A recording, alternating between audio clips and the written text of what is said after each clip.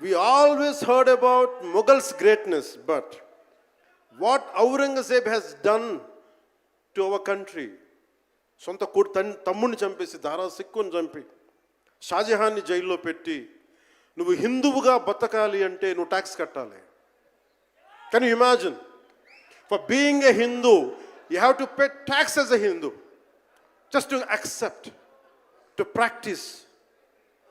ఇలాంటి సమయంలో ఒక ఛత్రపతి శివాజీ మహారాజ్ లాంటి వాడు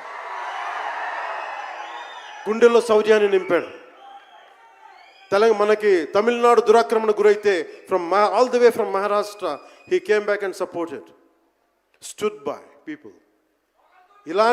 ఇలాంటి నేపథ్యంలో హరిహర వీరమల్లు ఒక ఫిక్షస్ క్యారెక్టర్, ఒక కల్పిత పాత్ర.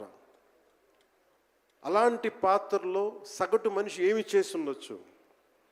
ఎంతసేపు మనం కోహినూర్ కోహినూర్ కోహినూర్ కోహినూర్ ఎక్కడి నుంచి వచ్చింది?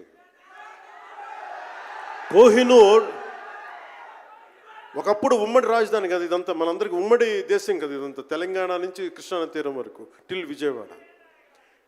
ఆ కృష్ణానది తీరం దగ్గర ఇప్పుడు విజయవాడలో ఉన్న కొల్లూరు దగ్గర వజ్రపు గనులు ఉంటే అక్కడ దొరికిన వజ్రం అది. ఆ వజ్రం ఎక్కడి దాకా వెళ్ళింది? అది మన నిజాం నవాబ్ దగ్గరికి వచ్చింది. నిజాం నవాబ్ దగ్గర నుంచి ఆ మొఘల్కి వెళ్ళింది. రకరకాల ఫైనల్గా ఈ రోజున కోహినూర్ యూకే లండన్లో ఉంది, లండన్ మ్యూజియంలో ఉంది. సో దాన్ని దృష్టిలో పెట్టుకొని నాకు కృషి గారు కథ చెప్పినప్పుడు ఇంట్రెస్టింగ్ అనిపించింది. Then we did the story, then cinema చేశాం. ఈ సినిమా మేకింగ్ ప్రాసెస్లో చాలా నలిగాం. ఇలాంటివన్నీ నలిగిన తర్వాత ఒకటే ఏంటంటే ఈ సినిమాలో